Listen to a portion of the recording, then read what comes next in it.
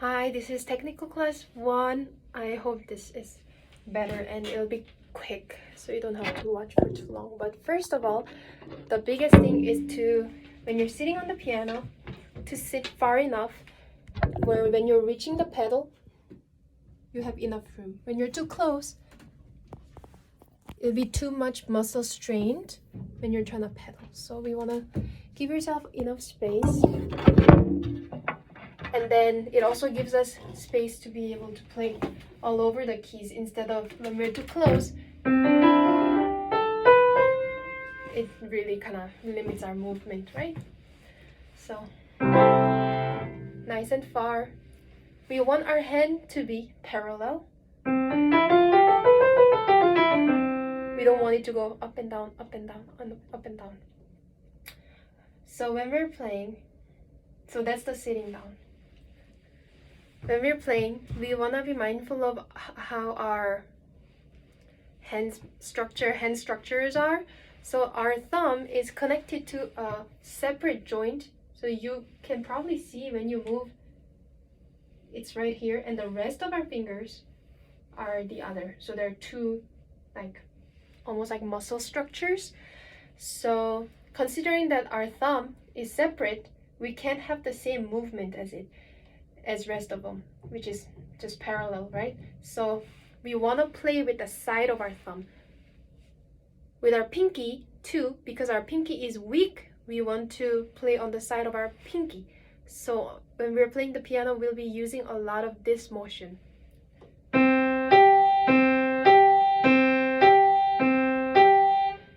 I would try to practice that a couple times, especially on the left hand. Just because people have generally have a weaker left hand than their right. So when you look at the module, under the technical class, you will see a 5-finger pattern.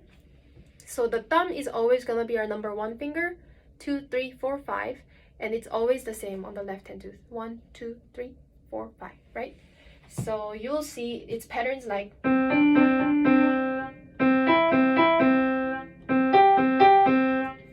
go through all of it and see which one is specifically hard for you.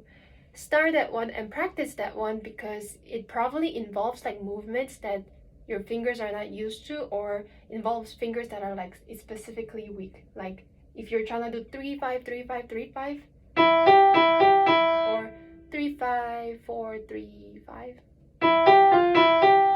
that might be a little more difficult than your dominant fingers like 1 2 3. So that's that. Practice that. The only other thing that I really went through is on the piano, don't be afraid to move around the seat. It's way better to give yourself that same orientation each time when you're moving around rather than trying to reach this way. So when you're playing 2 octave scale, for example, it's okay to move.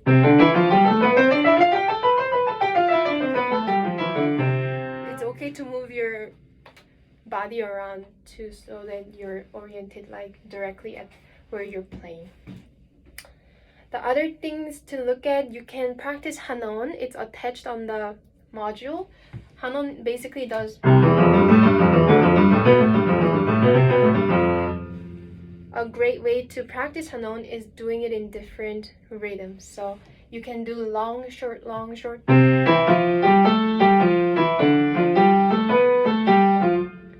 Interesting thing about Hanon, people think that it's better, that people are better pianists when they can play really fast.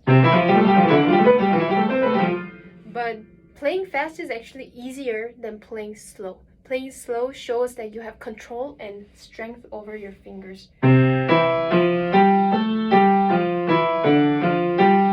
And make sure to use metronome because that's gonna really help you.